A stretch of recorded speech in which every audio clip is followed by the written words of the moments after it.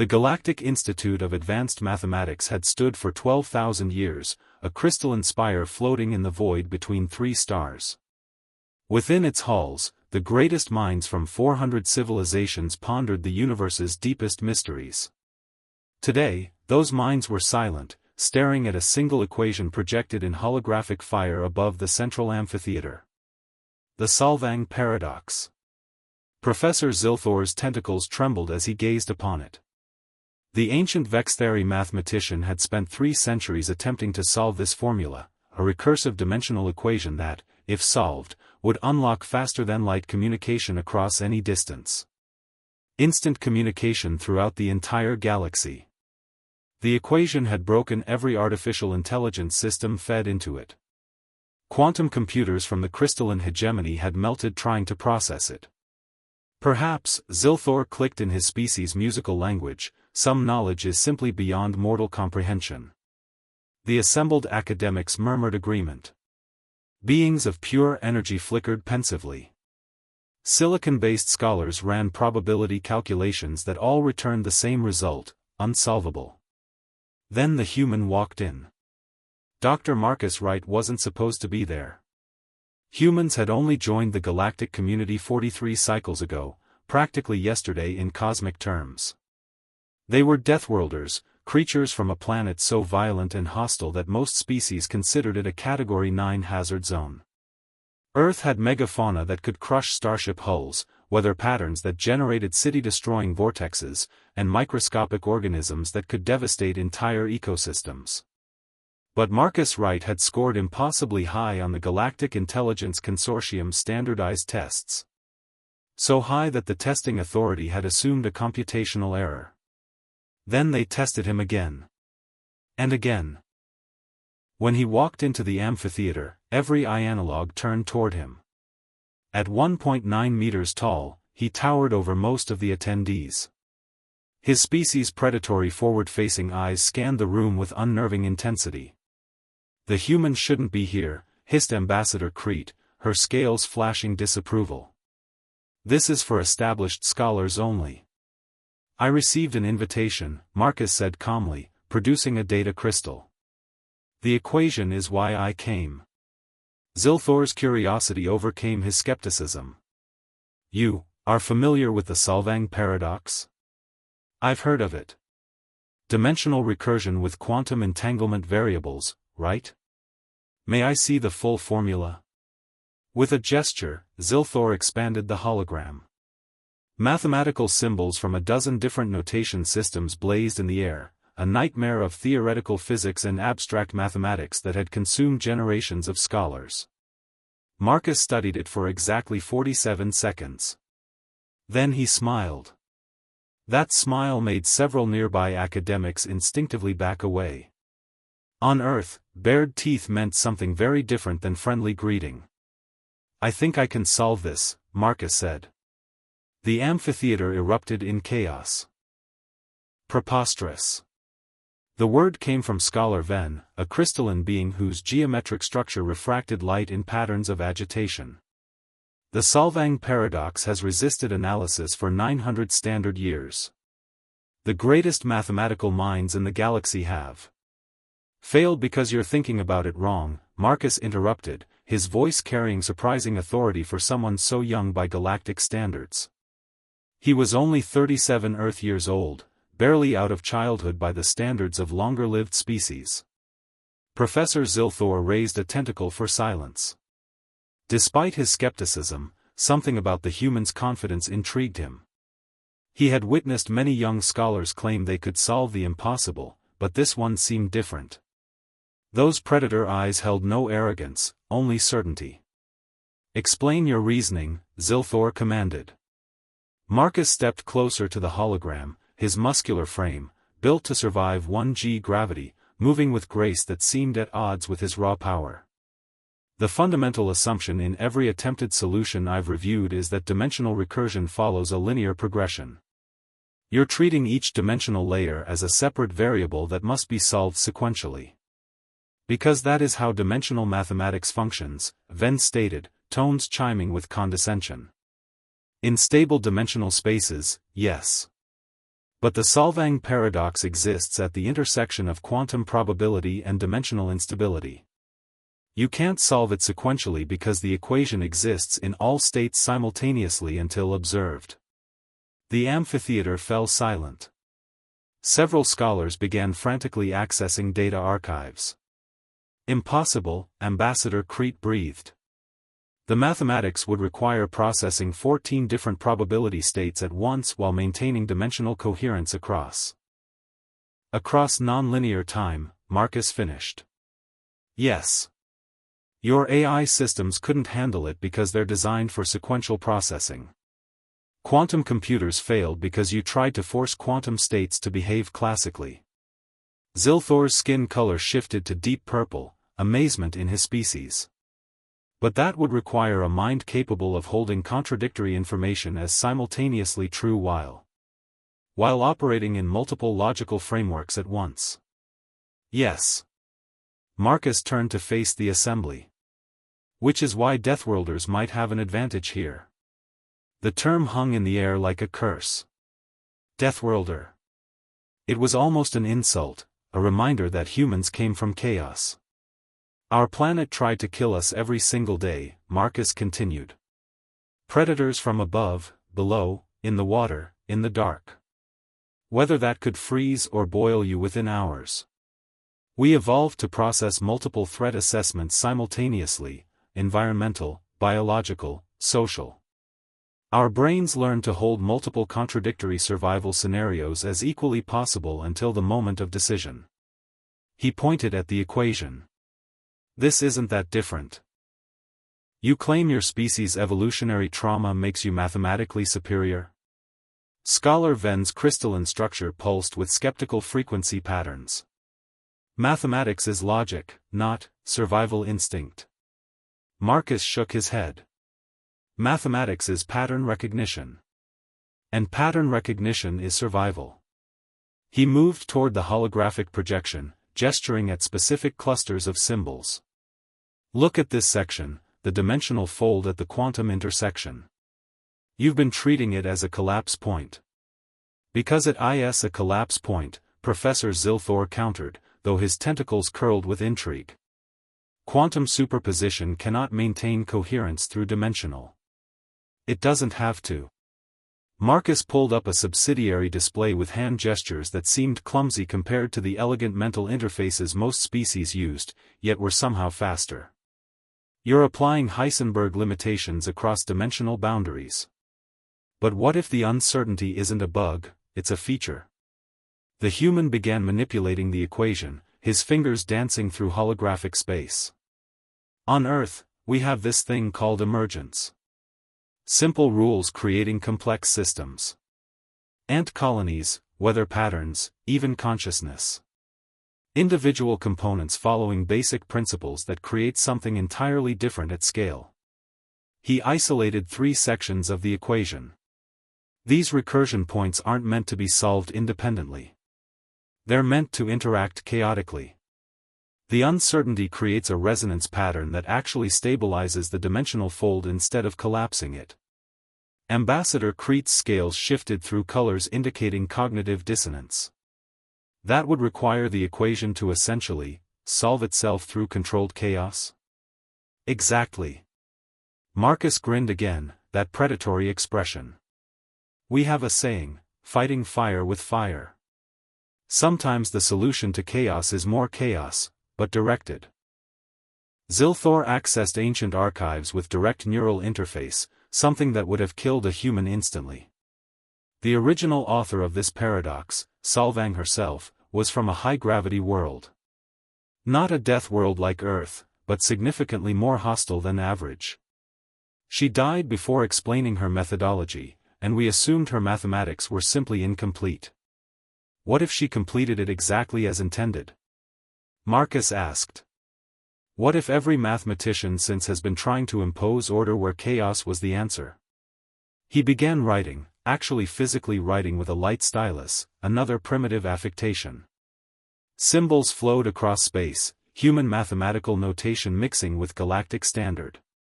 The assembled scholars watched, many accessing real-time translation matrices. The recursion doesn't need to resolve, Marcus explained as he worked. It needs to oscillate. Like a wave. You've all been trying to find where the wave ends, but waves don't end, they propagate. His hands moved faster now, confidence building. The equation transformed under his manipulation, sections rearranging themselves into patterns that seemed wrong, chaotic, yet somehow coherent. In quantum mechanics, we call it walking the probability curve. You don't collapse the waveform, you ride it. The dimensional recursion isn't a problem to solve, it's a state to maintain. Scholar Ven's crystalline structure suddenly blazed with light, comprehension dawning. By the architects, he's treating dimensional space as if it's alive. Marcus nodded enthusiastically, encouraged by Scholar Ven's understanding. Not alive exactly, but responsive. Dynamic. Every civilization here has mastered dimensional mathematics through perfect stability. You build rigid frameworks that can withstand dimensional stress. He gestured broadly at the assembled aliens. You come from safe worlds. Stable climates. Predictable ecosystems. Your mathematics reflects that, elegant, orderly, provable.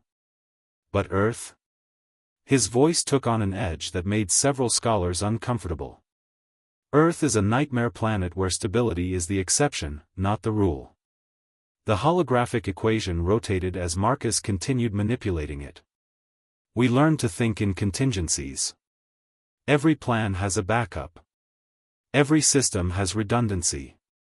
We're comfortable with uncertainty because certainty could get you killed. Professor Zilthor moved closer, his elderly tentacles moving with renewed vigor. Show us. Demonstrate this controlled chaos approach. Marcus cracked his knuckles, a distinctly human gesture that produced an unsettling popping sound. The key is treating each dimensional layer not as a fixed state but as a probability field. Watch. His hands flew through the holographic interface. Where alien scholars had spent years carefully analyzing each variable, Marcus attacked the equation like a predator, fast, aggressive, trusting instinct as much as logic. This section here, conventional approach says it's divergent, unsolvable. But what if divergence is the solution? Let it diverge, but bound it with these harmonic limiters. He input a series of constraints that seemed random. These aren't mathematical, they're rhythmic. Based on Fibonacci sequences, which Earth evolved independently because they appear everywhere in our biosphere. The equation began to shift. Chaotic swirls of symbols started organizing themselves into patterns. Ambassador Crete's translator struggled to convey her emotional state. This is, unorthodox doesn't begin to describe. It's working, Scholar Ven interrupted, geometric structure blazing with excitement. Look at the fourth-dimensional recursion. It's stabilizing through the chaos, exactly as he predicted. The amphitheater erupted in activity. Scholars from every corner of galactic civilization crowded forward, their various sensory organs fixed on the transforming equation. Data streams flowed as artificial intelligences attempted to model what the human was doing. Marcus continued, sweat beginning to bead on his forehead, a Deathworld adaptation for temperature regulation that fascinated xenobiologists. His brain was burning through calories at an enormous rate, processing the mathematical problem with a neural architecture shaped by millions of years of survival pressure. The quantum entanglement variables don't need to be isolated, he explained, though his breathing was becoming labored. They need to interact. Create interference patterns. The recursion becomes a carrier wave for information. It doesn't transmit data, it becomes the data. Zilthor's skin had shifted to colors his species reserved for witnessing the divine. He's not solving the equation, he's transforming it into something entirely new. A living mathematical framework that exists in dynamic equilibrium. How long? Someone asked. How long has he been working? A chronometer appeared. 7 minutes had passed. 7 minutes. Scholars who had spent centuries on this problem watched a Deathworlder from a species barely past their first fusion reactors rewrite fundamental dimensional theory in less time than it took most beings to complete basic calculations. The ambient temperature in the amphitheater rose perceptibly.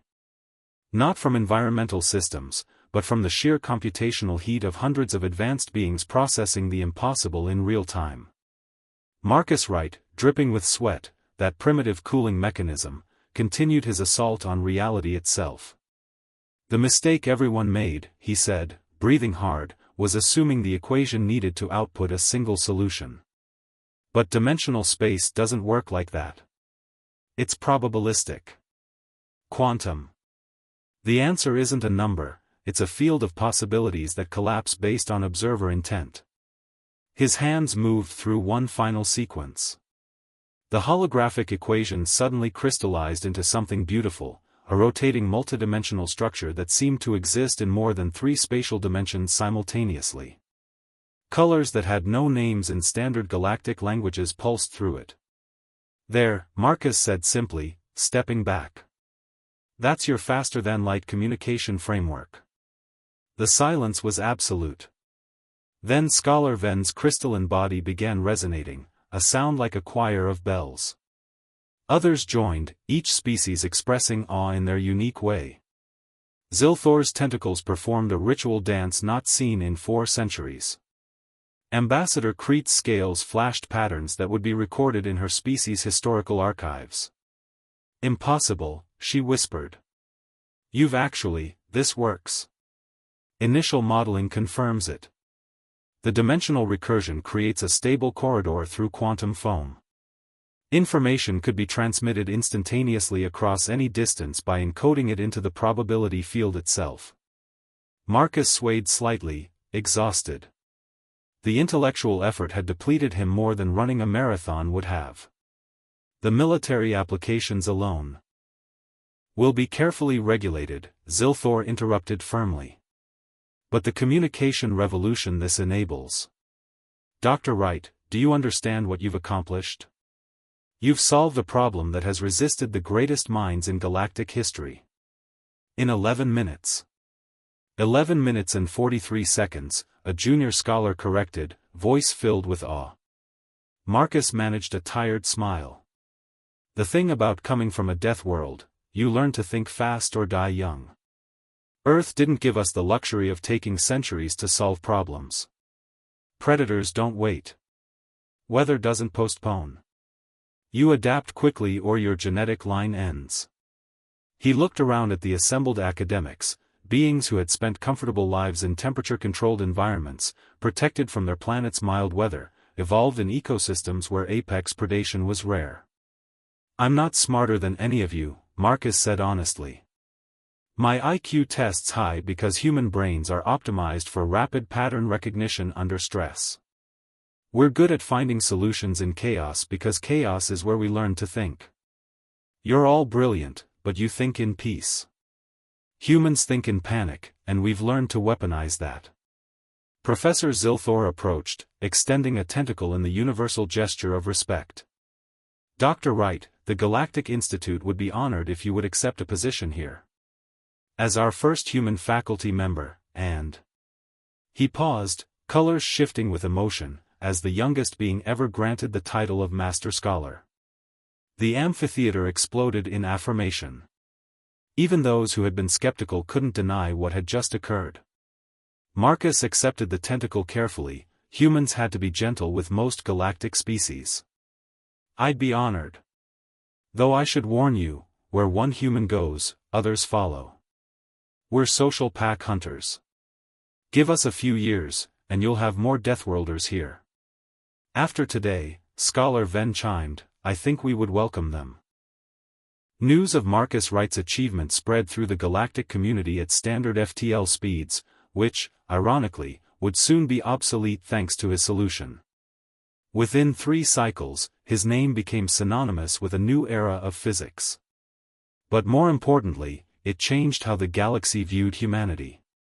Before, humans were curiosities, dangerous, intense creatures from a hellish world who had somehow stumbled into spaceflight.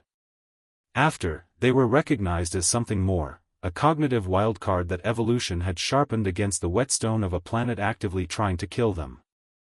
Marcus stood in his new laboratory within the Institute, a space modified to accommodate human needs, higher gravity, higher oxygen content, temperature fluctuations that would distress most species but felt like home to him. Through the transparent aluminum walls, he could see 3 stars burning in the void. Professor Zilthor entered, moving slowly, the elderly alien's energy depleted from excitement. The initial testing protocols are ready.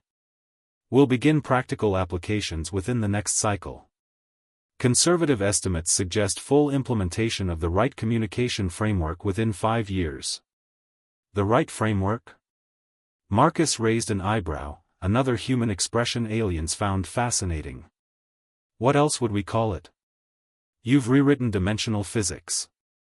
Zilthor's tentacles arranged themselves in a pattern of curiosity.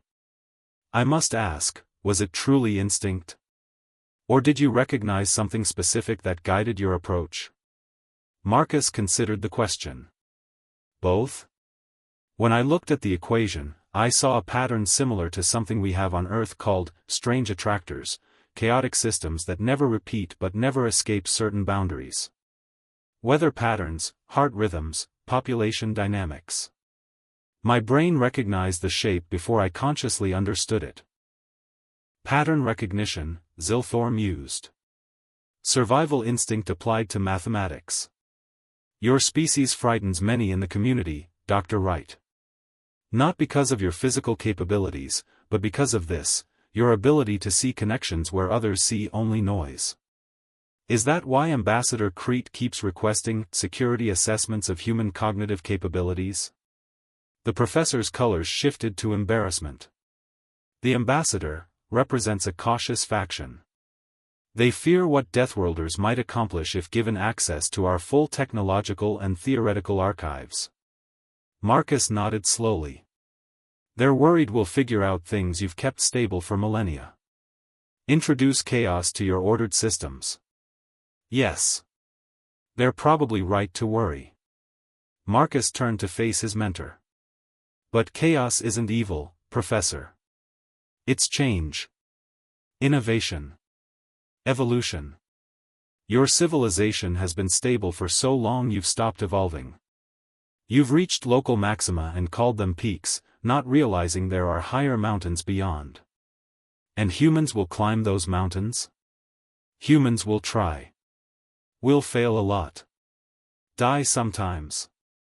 But that's what we do. We push boundaries because our planet never let us get comfortable with where we were. He pulled up a holographic display showing Earth, a blue marble marbled with white clouds.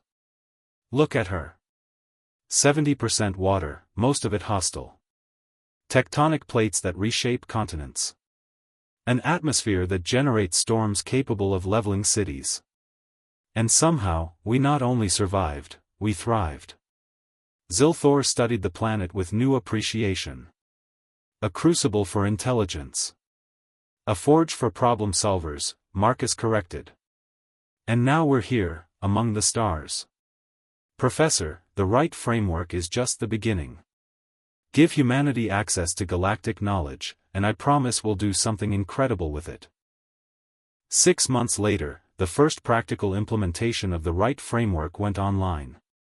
2 research stations separated by 18,000 light-years established communication with zero latency. The technicians on both ends wept, some with joy, others with existential terror at what the human had made possible. Marcus watched the test from the Institute's central observation deck, surrounded by colleagues from a dozen different species. What had once seemed impossible was now routine. Messages flowed instantaneously across dimensional boundaries, encoded in probability fields that existed everywhere and nowhere simultaneously. "Congratulations, Dr. Wright," came a familiar voice. Ambassador Crete had arrived, her scales displaying colors Marcus had learned to interpret as grudging respect. "Your framework has been approved for commercial implementation. Within 2 years, the entire galaxy will be connected in real time." "That's not why I'm smiling," Marcus said. "Look at this." He pulled up a data file, applications to the Galactic Institute from Earth. Hundreds of them. My people want to come here. Want to learn. Want to contribute. Crete's scales flickered with concern. More Deathworlders. More problem solvers, Professor Zilthor corrected, joining them. His colors were vibrant despite his age, the excitement of recent months had rejuvenated him. I've reviewed these applications. Several show remarkable aptitude in areas we've considered stagnant for centuries. Marcus highlighted one file. Dr. Amara Okonkwo, Theoretical Xenobiology. She's proposed 17 new approaches to understanding silicon-based life chemistry. Approaches that start from Earth's extremophile organisms, creatures that live in acid, ice, radioactive waste. She thinks our impossible life can teach us about other impossible life. Another file appeared. James Park, Quantum Engineering. He wants to explore how the right framework might be applied to propulsion systems. Thinks the same principles could allow ships to exist in multiple locations simultaneously, choosing their destination by observation. That's.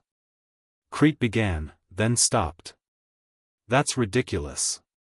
Quantum mechanics doesn't scale to macro objects.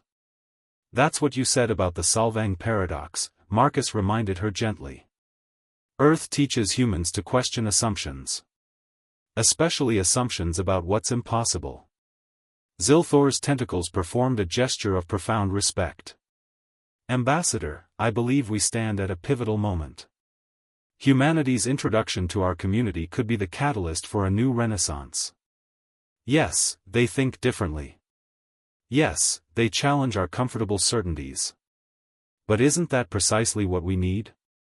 The ambassador was silent for a long moment, watching the data streams flow between stars, instantaneous communication that every physicist had declared impossible until a Deathworlder solved it in under 12 minutes.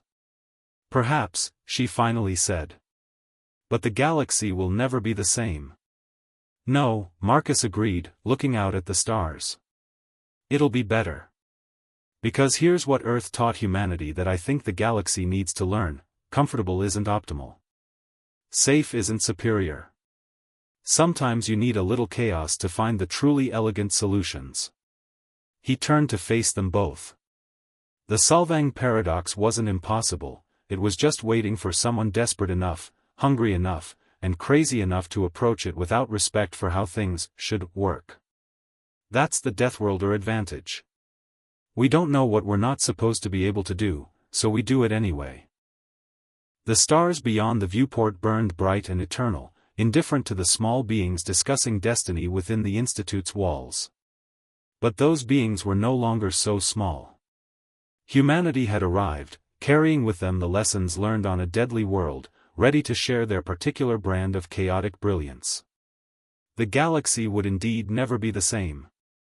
And that, Marcus thought with satisfaction, was exactly the point. Epilogue. From the historical archives of the Galactic Institute, commemorating the 50th anniversary of the Wright framework. Dr. Marcus Wright's solution to the Solvang paradox marked not merely a mathematical achievement, but a philosophical revolution in how we approach the unknown.